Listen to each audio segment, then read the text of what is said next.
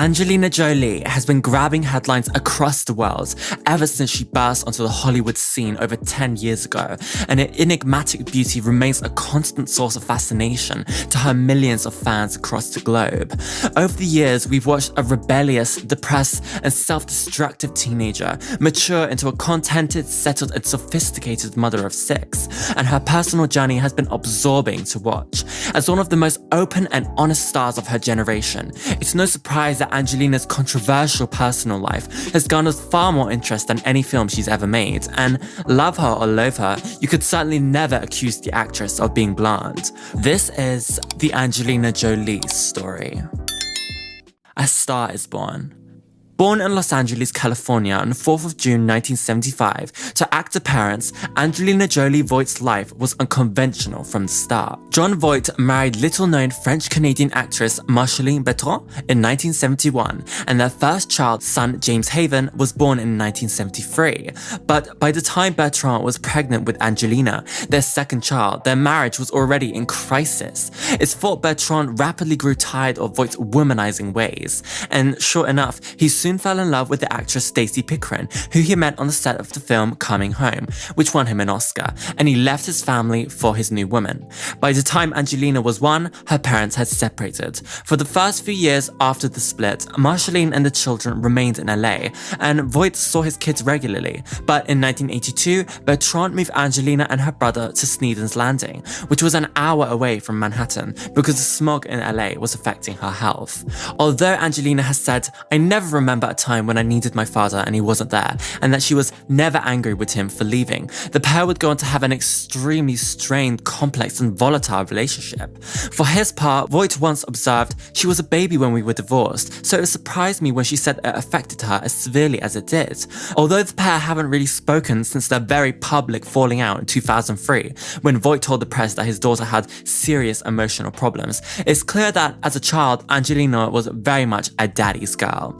Voight was no less smitten with his daughter, and in an interview they did together in 2002, Voight described to Angelina the moment she was born. "You don't remember it, but when you emerged from your mother's womb, I picked you up, held you in my hand, and looked at your face. You had your finger by the side of your cheek, and you looked very, very wise, like my old best friend. I started to tell you how your mother and I were so happy to have you here, and that we were going to take great care of you, and watch for all the signs of who you were, and how we could help you achieve all that wonderful potential God gave you.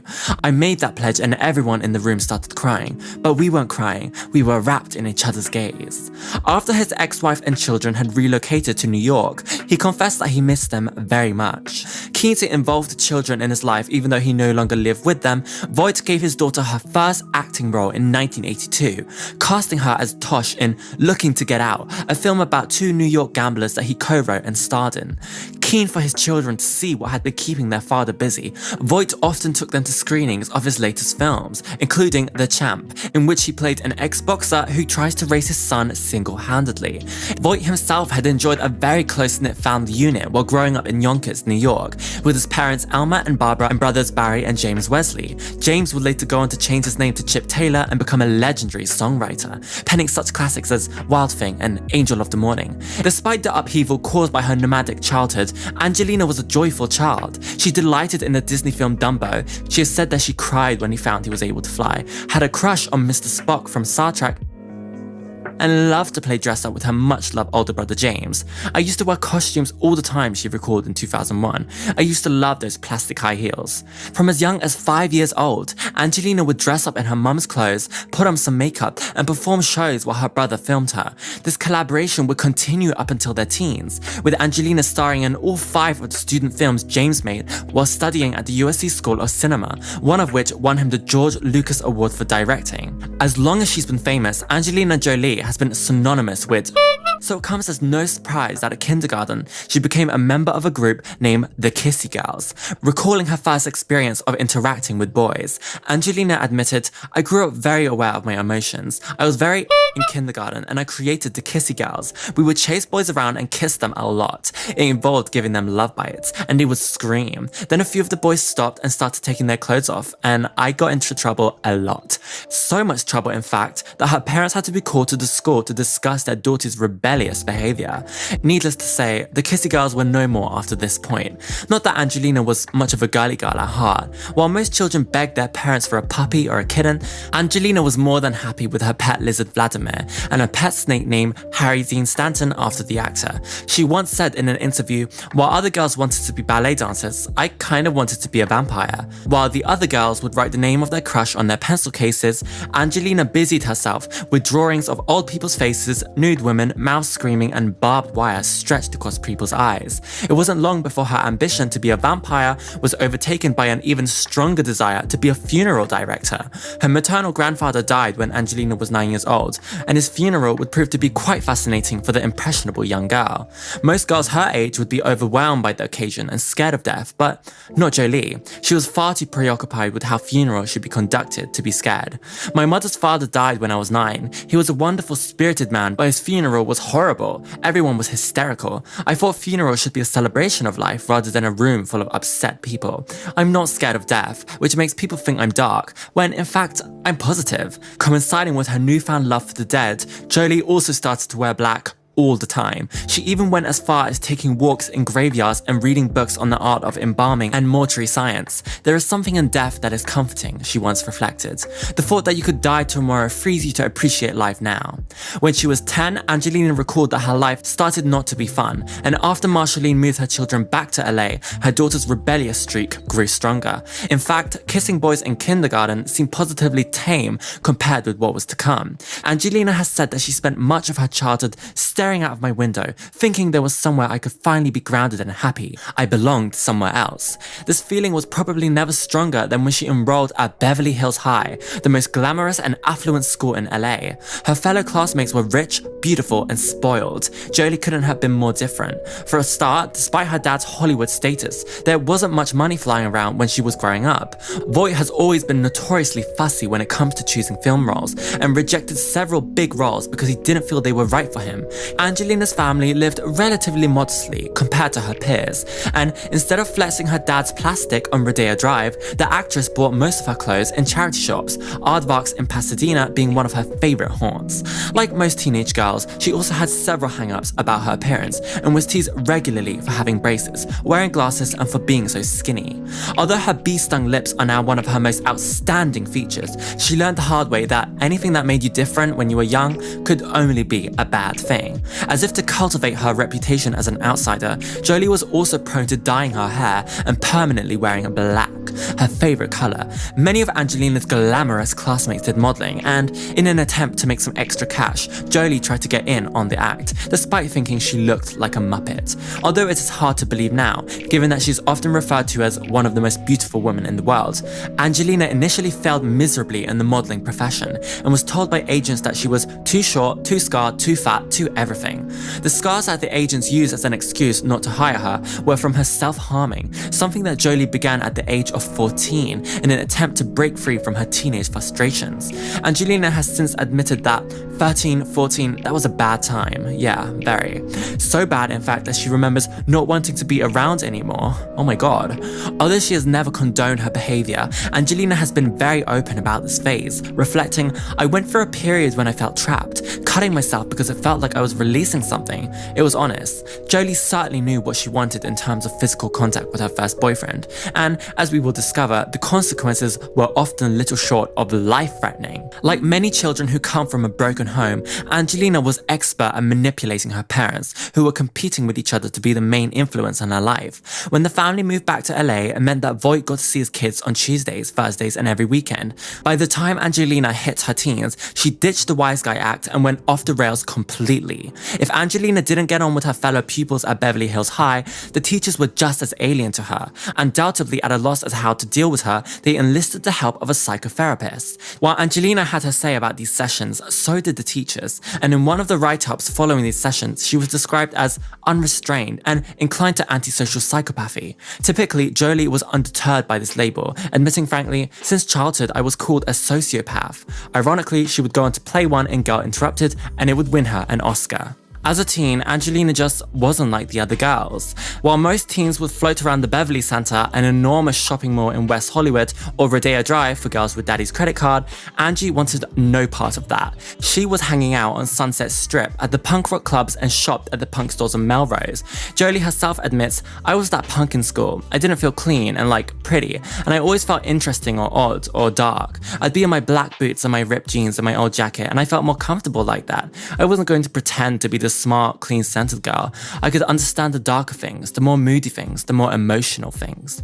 While she was clearly looked down upon for daring to be different, the shock factor was likely to have pleased the rebellious Angelina more than acceptance ever would have. In retrospect, her refusal to conform to Beverly Hills fashion etiquette is something that perhaps should have been admired rather than scorned, but it's clear that her peers were scared of this girl who didn't take social boundaries remotely seriously. While she was known as an outcast, it didn't prevent Angelina's class finding out about her deep-rooted ambition. Even if she didn't always have the top grades, you could tell she was extremely smart, disciplined, and was going to get what she wanted. Her uncle, Chip Taylor, saw through his niece's rebellious ways right from the start. Angie was always the kind of kid that would like to think she was tough. I never looked at her as a tough kid because I'd been around real punk kids, and she was like a kid from Hollywood doing a little performance in her biker clothes. Conforming was clearly very low on Angelina's list of priorities, and it's no surprise that her first serious boyfriend didn't exactly fit into the high school jock mold. Her teenage best friend, Jean, recalled, "When she was 14, she fell for a punk rocker who was about 16. He was wild too. Rather than banning her daughter from seeing this guy and potentially pushing her daughter away, Bertrand clearly thought the best way to deal with the situation was to keep an eye on it, and so she allowed Angelina to move him into the family home." Angelina said, "I lost my virginity when I was 14. We were in my bedroom, in my environment where I was most comfortable and I wasn't in danger. I was very young, but kids are doing a lot of weird things these days and they're getting very promiscuous. We lived together for 2 years with my mom, so I wasn't sneaking around. Unlike other girls, I wasn't partying and hanging out on the street." Around the same time that she gained her first boyfriend, Angelina also gained a new fascination: knives. And a relationship with the punk rock boyfriend would allow Angelina to push boundaries with the knife that she found so fascinating. She has said of this time, "Some people go shopping. I cut myself. I started having and didn't feel like enough, and my emotions didn't feel like enough. In a moment of wanting something honest, I grabbed a knife and cut my boyfriend, and he cut me. He was a really good person, a sweet guy, not threatening, not scary. We had this exchange of something and we were covered in blood and my heart was racing. The cutting couldn't help her either. In fact, it nearly killed her. After one particular incident where Jolie slashed her neck, cut an X into her arm, and sliced into her stomach, she was rushed to the hospital. I nearly cut my jugular vein," she admitted in 2000. "By the time I was 16, I had gotten it, self-harming, all out of my system." Perhaps it was the getting it out of her system or the near-death experience that spelled the end of her relationship with the punk. Whatever the motivation, Angelina clearly felt it was time to move on. Soon after the incident in the hospital, Angelina decided to take an apartment across the street from her mother and she moved. The boyfriend assumed he was moving in with her, but she kicked him out and that was the end of the relationship. Referring to these years, Angelina has said, "The doctor was probably going on about my father and my mother while I was doing acid and bleeding under my clothes. I think now that if someone had taken me at 14 and dropped me in the middle of Asia or Africa, I'd realize how self-centered I was and that there was real pain and real death and real things to fight for. I wouldn't have been fighting myself so much." Not another one. Despite her early aspirations to be a funeral director, it was clear from the time she was a toddler and putting on shows for her brother that acting was in Angelina's blood. When Marceline moved her family back to LA, it seemed like the natural thing for 11-year-old Angelina to enroll in the Lee Strasberg Theatre Institute, given that her mother had once studied there. Strasberg was a big advocate of method acting, and it was perhaps for this very reason that Angelina quit the school after 2 years and several appearances in stage productions, claiming that she didn't have enough memories to portray characters in the way she should. Strasberg's theories clearly stayed with her though. Jolie would later say of her craft, "Acting is not pretending or lying. It's finding a side of yourself that's the character and ignoring your other sides." Having left the Strasberg Institute, Angelina went on to attend Beverly Hills High, from where she graduated at the age of 16. This was at the same time that she ditched the aforementioned punk rocker boyfriend and moved into an apartment of her own. It was also around this time that she would start to seek help a bit closer to home and take acting lessons from her award-winning father. According to Voight, she'd come over to my house and we'd run for a play together, performing various parts. I saw that she had real talent, she loved acting, so I did my best to encourage her, to coach her, and to share my best advice with her. For a while, we were doing a new play together every Sunday. Jolie found that by the age of 16, she had grown out of her awkward looks and was finally able to make a living out of modeling. She signed up with an agency called Finesse Model Management and modeled in both America and Europe, working mainly in New York, Los Angeles, and London. She also made money appearing on screen in various music videos, including those by Meatloaf, Rock and Roll Dreams Come Through, The Rolling Stones, Anybody Seen My Baby, Lenny Kravitz, Stand By My Woman, Korn, Did My Time, and the Lemonheads, It's About Time. She also went back to the Lee Strasberg School after graduating from high school, and this is where she would land the first theatrical role that would get people talking. When Angelina went along to audition for a part in Room Service, a comedy by John Murray and Alan Boretz, she decided that rather than being conventional and going for a female role, she would challenge herself and land the part of a male dominatrix. Now financially independent, Angelina relocated to New York and enrolled in night classes, majoring in film at New York University. But by the age of 18, she had quit modeling because I couldn't take the pressure of always trying to be taller and skinny and stuff, and landed her second film role. And unlike Looking to Get Out, securing this part had nothing to do with nepotism.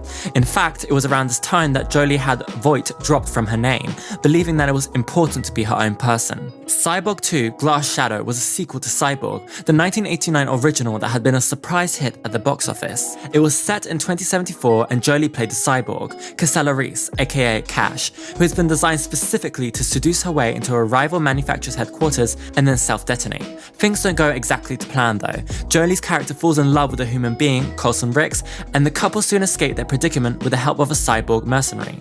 As artistic vehicles go, this wasn't the best choice for the ambitious Angelina to showcase her acting talents, and unfortunately the most memorable thing about the film is the fact that she bared her breast in it. The film's failure left a young actress feeling disillusioned with her craft and catapulted her into a depression so severe that at one point she even considered taking her own life. "I didn't know if I wanted to live because I didn't know what I was living for," she recalled in an interview in 2001.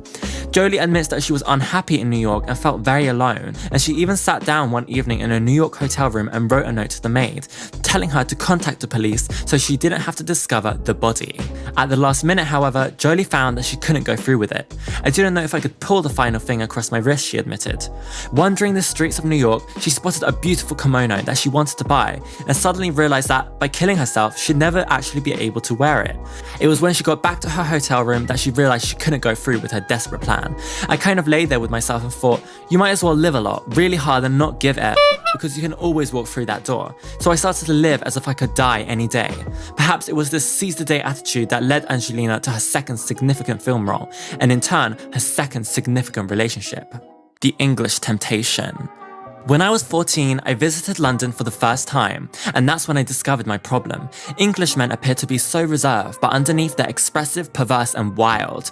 All the insane moments in my life have happened with Englishmen. With this in mind, it was perhaps inevitable that, at the age of 19, Angelina would fall for British actor Johnny Lee Miller on the set of Hackers. Directed by Ian Softly, the film follows a group of young people who are trying to prevent the unleashing of a dangerous computer virus while being pursued by the US Secret Service. Miller and Jolie play computer-literate teens, Dade Murphy and Kate Libby, who get caught up in the corporate scam after accidentally hacking into the computer system of a huge conglomerate. It was Angelina's first experience of a major studio picture. Film critics were fairly underwhelmed by Hackers, and it was something of a flop, but Angelina knew that, as a woman, she couldn't afford to turn parts down so early on in her career. If anything, Angelina was quite relieved that Hackers wasn't a huge success, because it meant she was less likely to be typecast in the future. If anything, Hackers is only remembered for the fact that it introduced Jolie to her first husband, because as Dade and Kate fell in love on screen, so too did Johnny and Angelina. As soon as they laid eyes on each other, the attraction between the co-stars was obvious. She said of meeting Johnny, "We met while filming Hackers, and I always fall in love while I'm working on a film. It's such an intense thing being absorbed into the world of a movie." This isn't to say that Johnny had an easy time seducing Angelina. He has since admitted that he chased Angelina all over the world. He also had to deal with the fact that after falling in love with her on the set of Hackers, Angelina told him that caring about someone so deeply made her sad, and that after filming was finished, he should forget about her. This was easier said than done though, and an unperturbed Johnny continued to keep in touch in spite of of her trying to push him away.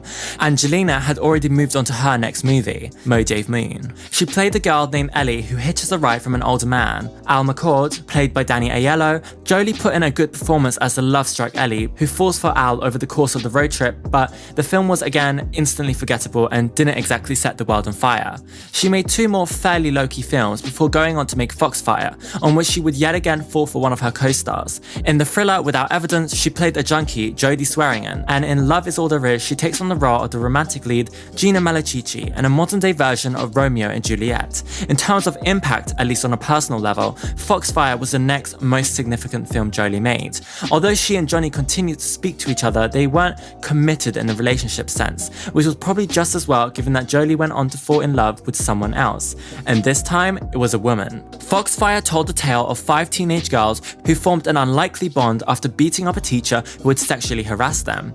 In the same way that she bonded with Johnny on the set of Hackers, Angelina became very close to Jenny Shimizu, the Japanese-American model turned actress who is most famous for appearing in the Calvin Klein CK1 adverts. Angelina said of meeting Jenny, "I fell in love with her the first second I saw her. I wanted to kiss and touch her. I noticed her sweater and the way her pants fitted and thought, my god, I was getting incredibly strong sexual feelings. I realized I was looking at her in a way I look at men. It never crossed my mind that one day I was going to experiment with a woman. I just happened to fall for a girl." Jenny was similarly taken with Angelina and described their courtship as being more emotional than sexual in the early stages. During breaks in filming Foxfire, I got to sit down with Angelina and spend 2 weeks with them, meeting them and talking with them before anything got sexual. I actually felt like I was caring for someone more than just simply having sex, and I didn't feel like there was a straight girl that I was just betting and she was going to freak out the next morning. We'd established such a nice relationship that I felt this girl would have me back no matter what. I knew this person would be loyal and wonderful to me. The girls didn't just hang out on set, but spent a lot of time together after filming was finished. We used to visit strip clubs, says Jenny, and there was this tension. After the second week of filming, we kissed. She's beautiful. Her mouth is amazing. I've never kissed anyone with a bigger mouth than Angelina. It's like 2 waterbeds. It's like this big kind of warm, mushy, beautiful thing. She's a gorgeous woman. The only fly in Jenny and Angelina's ointment was the presence of Johnny in Jolie's life, and although men often fantasize about lesbian sex, the reality was that Angelina's new relationship didn't turn him on one bit. Jenny said of the love triangle, "We were already sleeping together when I met Johnny while on Foxfire. She told both of us how she felt and we all went out to dinner one night. She was honest, that's how she's been her whole life." However, Jenny and Angelina's affair eventually came to an end, and Angelina finally expressed the commitment Johnny had long been seeking and married him. Johnny described their wedding day as very romantic, while Angelina has said of the nuptials, "We didn't have a big white wedding, we had a small black wedding. As showbiz weddings go, it was definitely one of the more out there ceremonies, with Angelina wearing black leather trousers and a white shirt, with her husband's name scrawled on the back in her own blood." Although Johnny had admitted that he was involved with an American girl who lived in LA, and Angelina was open about the fact that they shared an apartment through the hacker shoot, the couple had tried to keep their relationship under wraps initially. This all changed after the wedding, however, and in her typically candid style, Angelina would be completely open in interviews about her life with Johnny. "The way we both feel about life is to live in the moment and not think of the future. Even if we divorce, I would have been married to somebody I really loved and know what it was to be a wife for a few years. Marriage is no bigger deal than signing a piece of paper that commits you to someone forever." From this statement alone, we can detect that for Angelina, the marriage may have been more of an experiment than a lifelong commitment, and ultimately it was her lack of commitment that would drive the union into an early grave. It was Angelina's need for space that would bring the relationship to an end, with Angelina admitting that she wasn't able to give her husband the time and attention he deserved. Divorcing Johnny was probably the dumbest thing I've ever done, but I don't want to dwell on it. I was so lucky to have met the most amazing man who I wanted to marry. It comes down to timing. I think he's the greatest husband a girl could ask for. I'll always love him. We were simply too young. The critical role. After failing to win over the critics again with Foxfire, Jolie felt utterly disillusioned with the acting world and seriously contemplated giving up. None of her films had been huge commercial successes, and as yet, she had gone largely unnoticed by critics, although many had noticed that the young actress had potential. All this changed, however, when she landed a role in 2 TV films, which would finally get her the recognition she both craved and deserved. The first was George Wallace, which stars Gary Sinise as the infamous Alabama governor. Jolie played Wallace's second wife Cornelia, and her superb performance went on to earn her a Golden Globe for Best Supporting Actress in a Series, Miniseries or Motion Picture made for television. Jolie thanked the director George Frankenheimer for being brilliant, and later gave him the biggest compliment of all by crediting him and the film's production crew with reinstating her faith in acting. The second TV part that would secure Jolie's place on the Hollywood map was the lead role in Gia, the HBO biopic about the life of the drug-abusing supermodel Gia Marie Carangi. The role of Gia would become all-consuming for Angelina, who was never one to do anything by halves. At first, she was hesitant about playing such a troubled and complex woman, so she turned down the role 4 times. But once she accepted, there was no going back, and her dedication to the production would even have a detrimental effect on her marriage. Jolie said, "Gia has enough similarities to me that I figured this would either be a purge of all my demons or it was going to really mess with me." However, all the hard work and sacrifice paid off, and in 1999, Angelina won 2 awards for her portrayal of the tragic figure, a Golden Globe for Best Actress in a Miniseries or TV film, and a Screen Actors Guild Award for Best Female Actor in a TV movie or miniseries. Ironically, considering the critical acclaim her performance would garner, Angelina felt disillusioned and exhausted by the end of Gia, and had decided yet again to quit her profession for a while, saying, "I felt like I'd given everything I had, and I couldn't imagine what else was in me." Having spent months in the shoes of someone who was incredibly successful professionally, but personally unfulfilled, Angelina was terrified that if she carried on making films but having no home life to speak of, she'd end up like Gia. This feeling of apathy and lack of direction in her life caused Jolie to sink into another depression, which would again cause her to contemplate ending it all. But this time, Jolie had no intention of doing the deed herself, and subsequently went to the dramatic lengths of actually hiring a hitman to kill her. This is going to sound insane, but there was a time I was going to hire somebody to kill me. The person spoke very sweetly to me. He made me think about it for a month, and after a month, other things changed in my life and I was surviving again. With suicide comes all the guilt of people around you thinking they could have done something. With somebody being murdered, nobody takes some kind of guilty responsibility. Receiving the awards for Gia had again given Jolie the reassurance she needed, and she finally felt like her contribution to the arts mattered. Her success in 2 major TV roles had given her the platform she required to further her film career. With her marriage to Johnny Lee Miller over and her depression behind her, Jolie was ready to move on, both professionally and personally. In her Witness era. While Jolie's professional confidence was boosted by her warmly received TV roles, she had yet to become a big hitter on the Hollywood circuit, despite going out of her way to fight for roles that didn't just require her to look beautiful on screen. "I'm having to do a lot just to keep my clothes on and not be cast in girlfriend roles," she admitted in an interview she did with her father in June 1997. Ironically, when Jolie made this statement, she was in the middle of filming Hell's Kitchen, in which she played Gloria McNeary, the girlfriend of a robber, and had just finished filming Playing God, where she played Claire, the love interest of both Eugene Sands and Raymond Blossom. It was panned by critics yet again and described by one as a miserable experience and a piece of garbage. Despite the onslaught of criticism, however, Angelina had a ball making the movie, describing the experience as very rock and roll and fun and loud. Once again, Angie found herself benefiting from the film on a more personal than professional level, and in the aftermath of her relationship with Johnny Lee Miller, she found herself falling for yet another one of her co-stars, this time in the shape of Timothy Hutton. Having come out of a relationship that suffered from a lack of maturity on both Angelina and Johnny's part, the actress relished being in the company of an older man, and loved Hutton so deeply that she had the letter H tattooed on the inside of her left wrist as a symbol of her affection. Angelina later stated that the H also represented her brother James Haven, which was fortunate considering her romance with Hutton would last no longer than a year. "It was great while it lasted," she said. In terms of the low-key films she made before 1999, Playing by Heart proved to be the most substantial for Jolie, if only because her performance as the LA clubber Joanne won her the Best Breakthrough Performance by an Actress award from the National Board of Review. The film was criticised greatly, again, but most of the focus was on the script, and many critics found Angelina's performance to be very dedicated. One person who applauded her dedication was Philip Noyce, the film director who would cast Angelina in her next movie, The Bone Collector. "We were looking for a very specific actress for The Bone Collector. She had to be young, in her mid-20s, with the strength to play a New York cop, as well as a very special vulnerability.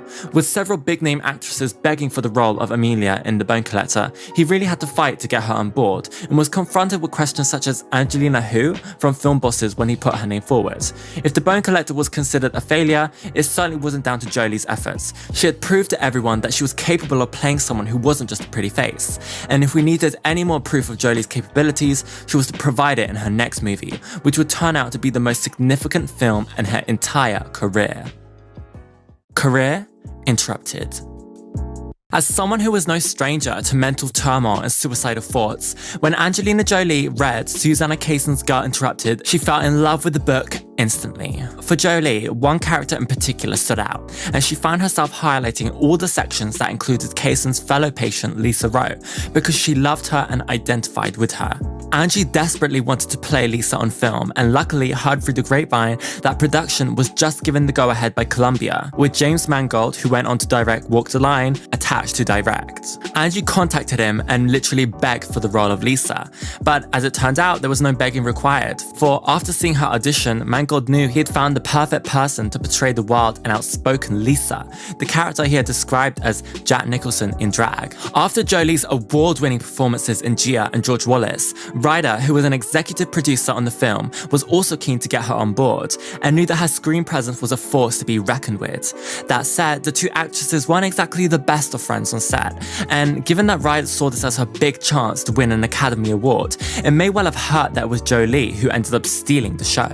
As far as Jolie was concerned, their lack of closeness was mainly to do with the fact that Ryder spent all her free time with her then boyfriend Matt Damon, but according to an insider on the set, Ryder would go to Jolie for comfort after filming harrowing scenes, only to be told that she couldn't deal with her problems because it wasn't what Lisa would do. According to Jolie, however, the film was a huge bonding experience, and it was only her co-star that she didn't gel with. Most of the film was shot at various locations in Pennsylvania, especially Harrisburg State Hospital, whose grounds resembled those of McLean, and at weekends, Jolie would get some of her co-stars in her car, including Brittany Murphy, who played the laxative abuser Daisy, and Elizabeth Moss, who played the self-harming Polly, and take them to New York. I got very close to some of the other girls. Quite a few of the women on the film were with girlfriends or had female lovers or were bisexual. Probably one of the few straight women on the set was Winona. Whether her co-stars were as intimidated by band leader Jolie as their characters were by Lisa is unknown, but one thing for sure, they definitely knew that they had an Oscar-winning performance in their midst. According to Elizabeth Moss, she could walk on set and change the energy of the room. It was as if a tiger was prowling around. We all knew while we were filming that she was doing something extraordinary. Although the role didn't require Angelina to be skeletal, she said nervous energy, which she had in abundance, had taken its toll on her body and made her lose weight. "I'm trying to put weight on," she told a magazine after filming had wrapped up. "This has been a really tough time in my life. Getting nervous, I don't eat much, even though I remind myself, and just like 5 pounds will look so different." Hugely defensive of her character and having invested so much in her, Jolie was shocked and upset when she saw the final cut of the film and felt that Mangold had edited out the more vulnerable side of Lisa's personality and subsequently made her a less sympathetic character. She felt most affronted by the fact that by the end of the film, we are led to believe that a mental institution is the only place for someone like Lisa. She also hated the fact that Lisa was seen as a sexual predator when it was in fact Ryder's character who actually had sex in the film. As it turns out, Angie wasn't the only one who hated the way the film turned out, and Susanna Kayson, the writer, was also quick to criticize Mangold, saying that he had taken Hollywood liberties when it came to the script and plot. She was, however, more than impressed with Winona's performance, which delighted Ryder. She was so attached to the film that she described it as the child of her heart, and to have the blessing of the author that she so admired was a huge relief. As well as gaining the approval of Kayson, Winona, who had been nominated for Oscars previously for her roles in Little Women and The Age of Innocence, was keen to impress the Academy with her portrayal of the troubled Susanna, but it was clear that it was Jolie's performance that had made the biggest impact. Ryder was overlooked while Jolie was nominated for the Best Actress in a Supporting Role award, along with Toni Collette, The Sixth Sense, Catherine Keener, being Joel Malkovich, Chloe Sevigny, Boys Don't Cry, and Samantha Morton, Sweet and Low Down. The film may have opened to mixed reviews, but the critics were unanimous when it came to declaring Angelina's performance an absolute triumph. When Oscar night came, Jolie looked suitably vampish in a floor-length long-sleeve black gown and took her beloved brother James along as a gorgeous accessory. Afterwards, she described 27th of March as a beautiful day.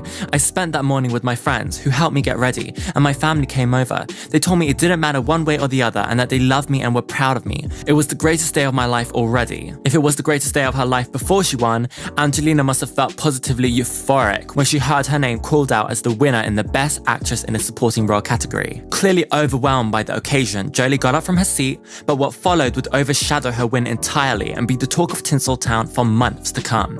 This possibly wouldn't have caused as much furor as it did if Angelina hadn't then declared how much she was in love with her brother in her acceptance speech. As I can't play the speech for copyright reasons, here is a transcript. God, I'm so surprised no one's ever fainted up here. I'm in shock, and I'm so in love with my brother right now. He just held me and said he loved me, and I know he's so happy for me. Winona, you're amazing, and whoopee everybody, I'd like to thank my family for loving me. Gaya Kosinski, my mom, who's the most brave, beautiful woman I've ever known, and my dad, you're a great actor, but you're a better father. And Jamie, I have nothing without you. You're the most amazing man I've ever known, and I love you. This loviness was all fairly standard fare for an over-emotional Oscar-winning actress, but the comments about Jamie, coupled with that kiss, meant that Jolie's Oscar triumph was quickly transformed by the media into an incest scandal.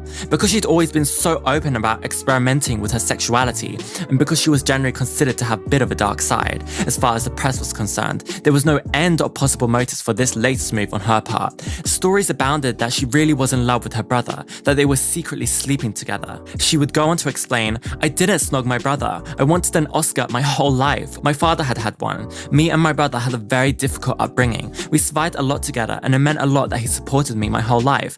And in that moment, you reach to kiss somebody and you end up kissing their mouth. Who cares? It wasn't like we had our mouths open. It wasn't some romantic kiss. She described the media's response as a crazy reaction. Although they were confident in their love and relationship and they knew that they hadn't done anything weird or wrong, Jolie admitted that in the aftermath of the press frenzy, she and her brother started to question everything. We talked about it. Do people actually think we're sleeping together? No, it can't possibly be.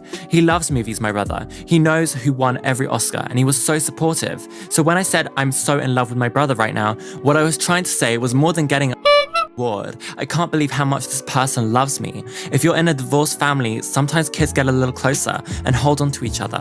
Incestgate may have ruined Jolie's Oscar night, but the cast of Original Sin, the film she was making in Mexico at the time of winning the award, was sure as hell going to give Jolie something to smile about when she was reunited with them. Like the true workaholic that she is, she was back on the set of the film, which also starred Antonio Banderas, the day after the Academy Awards, and woke up early in the morning to find the mariachi band playing outside her trailer.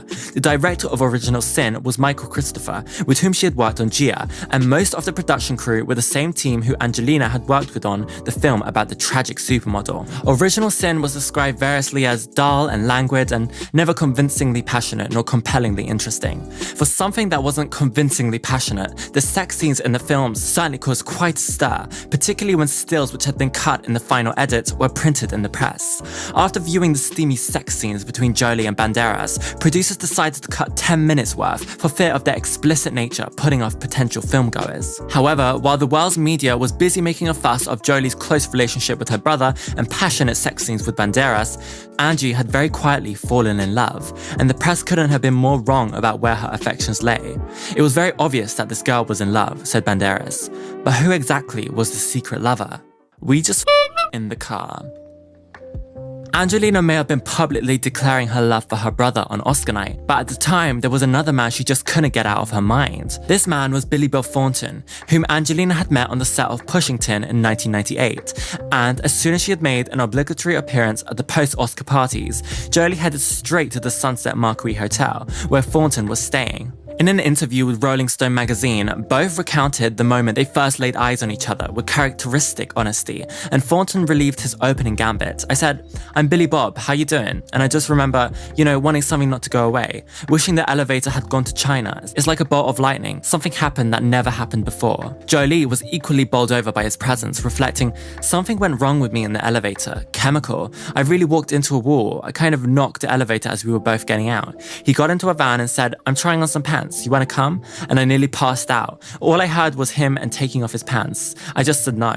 And then I went around the corner and sat against the wall breathing, thinking, what was that? Jesus, how am I going to work? I became a complete idiot. Although the attraction between these two was undeniably instant, they didn't get together for several months after first meeting. Thornton was living with and engaged to the actress Laura Dern. They met on the set of Ellen while filming the Coming Out episode in March 1997. And although Angie had enjoyed a year-long relationship with Timothy Hutton after splitting from Johnny Lee Miller, her divorce from the actor was still not finalized. As show business gossip tried to romantically link Jolie to every man she ever ever worked with, it seems strange that no one suspected the romance between Jolie and Thornton. But perhaps because of their 20-year age gap and Thornton's involvement with Dan, nobody gave their friendship a second thought. When asked how they managed to keep it all under wraps, Jolie remarked that nobody was looking for it. After they had finished pushing tin, Jolie and Thornton had a few months with no contact, but eventually their close friendship resumed via the telephone.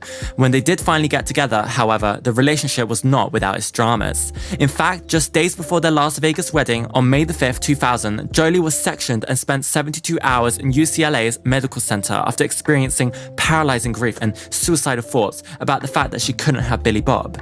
Angelina later described the series of events to Rolling Stone magazine. "What happened is, we didn't know if we were going to be able to be together. I remember him driving somewhere and not knowing if he was okay.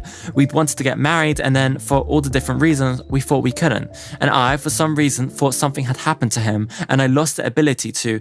I just went a little insane. Despite her daughter's protestations to the contrary, Marceline thought the only solution was to track Thornton down and tell him about what was happening. Subsequently, within hours of Jolie being discharged, Jolie and Thornton were married. While it was Angelina's second marriage, it was Billy Bob's fifth, and no one was more surprised, not to mention distraught, at the news of the wedding than Laura Dern, who was unaware that her relationship with Thornton was over. "I left home to work on a movie, and while I was away, my boyfriend got married and I've never heard from him again. It's like a sudden death." Soon after their wedding, Billy wrote 2 songs for the actress, Your Blue Shadow and Angelina, and his wife was clearly in awe of his talent and overwhelmed by the gesture. The duo started as they meant to go on, and for the duration of their marriage, they were considered to be the most eccentric and unconventional couple in Hollywood. And given how open they were about their life in interviews, this is hardly surprising. One reporter in particular got more than he bargained for when he stopped Billy Bob and Angelina on the red carpet of the MTV Awards 2000 and asked them, "What's the most exciting thing you guys have ever done in a car individually or together?" I think it was today. My favorite one in a car was today, just before we got here. What is this, MTV? Oh, sorry. Okay. Well, you want me to be honest with you? We in the car on the way here. Yeah. And it was the most exciting thing. Yeah, every time it is. There could be no doubt that their life was intense. By 2001, a year later, Angelina had already started talking about kids. "I would love to have children with Billy, but I also know some people fall in love with their children so much that they don't put as much focus on their husband or wife. So right now I'm getting to know my husband and his children. But if we had a child, it would be amazing." Little did she know that she had just predicted exactly what would go wrong in her relationship with Billy Bob. Angelina was already planning on adoption too, and she seemed pretty confident that her husband was on board with all her hopes and dreams. However, they still had a year to go before that child would eventually mark the end of their relationship, and they were still having a lot of fun telling stories of their wild love life to any interviewer that would listen. If their marriage will be remembered for anything, it will be for the fact that they wore vials of blood around each other's necks. Some people think a diamond is really pretty. My husband's blood is the most beautiful thing in the world to me. There are only so many ways to say you love somebody, to say, "I would truly die for you. I want to live out my days, my life with you. I am your partner, your blood, and we share the same life." It's not dark or trying to be provocative in any way. She even admitted at one stage that if there was a safe way to drink his blood, I would. After winning an Oscar for Girl Interrupted, it was thought that Angelina would go on to make more films of a serious nature, cashing in on the fact that Hollywood had taken notice of her, and industry bigwigs regarded her as one of the most talented actresses of her generation. It was a surprise, therefore, when, after completing Original Sin, Jolie opted for roles of a less challenging nature, and Gone in 60 Seconds, a remake of the 1974 film of the same name, appealed to her for that very reason. Despite the fact that Gone in 60 Seconds had a bigger opening at cinemas than any other film Jolie had starred in, it wasn't exactly a huge critical success. One reviewer noted, "It was barely a movie at all. It was like 1,000 car commercials spliced together." Negative comments from critics couldn't detract from the fact that Angelina had had a ball on the set, and as always, she bonded particularly well with one of her male co-stars. "Nick's amazing," she said of Nicolas Cage, who played the retired Carthy Randall Memphis Rangers in the film. "He's a really great team leader, and he supports all the other actors. He lets them do their thing. He seems very serious, but he's also completely nuts and free and wild and crazy." Rather predictably, Jolie was romantically linked to Cage, but insisted that the pair were nothing more than friends. "He's a sweetheart. We're friends. We work together, but no. Double D's." Gone in 60 Seconds had given Angelina a taste for action films, and her next step was to sign up for the film version of the popular computer game and comic book Tomb Raider. The role of archaeologist and photojournalist Lara Croft would certainly be challenging for Jolie in the physical sense, but in terms of showcasing her dramatic skills, it wasn't the most demanding of parts. Angelina, however, was quick to defend her decision to take on the persona of the female action figure, saying, "There's this idea that if you're an Oscar winner, you should take yourself seriously. And that's stupid. You should do what you feel like doing. Nobody should ever take themselves seriously. Period." Ironically, Jolie's first experience of the upper-class English heroine was not a good one. While married to Johnny Lee Miller, she had often fought for his attention as he sat glued to his computer screen playing the Tomb Raider games. Despite her initial reaction, for Jolie it was a case of, if you can't beat him, join him, and before long she had signed up for the film.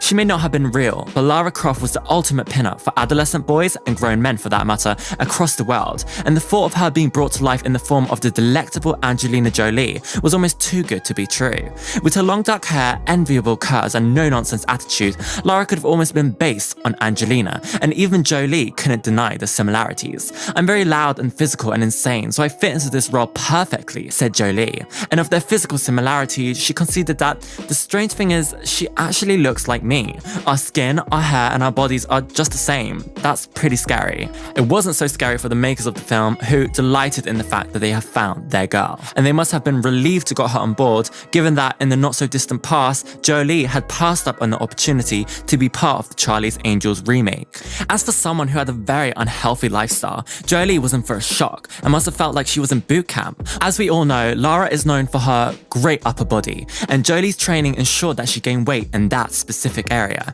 Previously a size 36C, Angelina managed to go up to a D cut for the film, but given that Lara is a double D, Angelina had to wear a padded bra for filming. Although the film is very much centered around action scenes, there is room in the film for one scene of a more serious nature, however, and this is where Angelina's dad, John Voight, came into play. Angelina and her father hadn't worked together since she appeared in Looking to Get Out when she was 7 years old. It was something that they had talked about, but they came to the conclusion that it would either be a very good or very bad idea. When Angelina first read the script, the relationship between Lara and her beloved father stood out for her, and it added a more human dimension to the action girl. Although Voight and Jolie had a very tempestuous relationship, it was going through a more harmonious phase at the time, and Jolie was more than happy to embrace the similarities between her and her character's father-daughter relationship. However, perhaps the most overwhelming element of the whole Tomb Raider experience for Jolie, above and beyond all the training and elocution lessons, was the fact that she hadn't quite anticipated what a big deal it was to play Lara Croft. While Girl, Interrupted, had won her an Oscar, it certainly didn't attract the level of attention that Tomb Raider did, and Jolie wasn't prepared to be a world-famous celebrity, claiming that it could fuck with your head. It could be the thing that sends me back into the mental institution. She had no need to worry though, for although Angelina had made it clear how nervous she was about the film's reception, cinema-goers whooped and cheered at early screenings of the film, and the actress couldn't have been more relieved. "That's the greatest thing," she said. "Hopefully they know I'm a friend, and I'm very, very human and very flawed. I'm not separated from them, I'm one of them. But if they were cheering about her flaws or her assets, we'll never know." Saint Angelina. When Angelina returned to Billy Bob in LA after filming Tomb Raider, it wasn't just her appearance that had changed. Being away from home for so long had exposed her to new cultures, different perspectives, and a much broader view of the world. And much to his dismay, Thornton found that Jolie was now a very different woman to the one he married. One of the main things that influenced this change was the fact that Jolie spent much of her time in England watching the news, and she was amazed by what an eye-opener this was for her. Having grown up in America, she felt like she'd only ever heard one version of events, whatever the story, and being in the UK opened her eyes to a lot of things she had never been exposed to before. Another part of the Tomb Raider experience that affected Angelina in a big way was the time she spent filming in Cambodia, a place which she would go on to describe as the most beautiful place I've ever been. The actress was overwhelmed not only by the beauty of the country, but also by the kindness of the people, and she couldn't believe that a large number of Cambodians were still suffering from the effects of the civil war. Angelina was hugely sympathetic to the dire dire situation of the people of Cambodia found themselves in, and she knew that she had to act on her feelings as soon as she returned to the States. Unclear as to what exactly she could do to help, Jolie contacted the United Nations High Commission for Refugees, UNHCR, and said that if there was anything she could do, she would. And wisely, Jolie knew that her movie star status would inevitably help her reach out to people and get them to listen in a way that a normie would struggle to do. If I can use this celebrity thing in a positive way, that might mean young people get involved. It has to be worth it.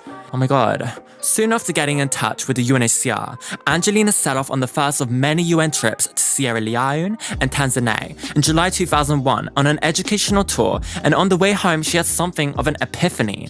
Angelina had never been one to embrace the more glamorous side of fame. While she could don a designer like the best of them and look $1 million, scoring points on the best dress list was certainly never one of her ambitions. To her, acting wasn't something that she did to achieve an A-list lifestyle. On the contrary, the luxuries it afforded her was something she could take or leave. However strongly she felt about the plight of these poverty-stricken countries, Angelina was wary of airing her views publicly for fear of looking like a flippant and whimsical celeb who had just jumped on a bandwagon. However, the people in Angie's life became worried about her newfound obsession with the third world and were like, when are you coming home? Marshaline's fears for her daughter's safety weren't helped by the fact that she had to write a check for insurance to cover Angelina in case she was kidnapped or had to be airlifted out of somewhere. Oh my god.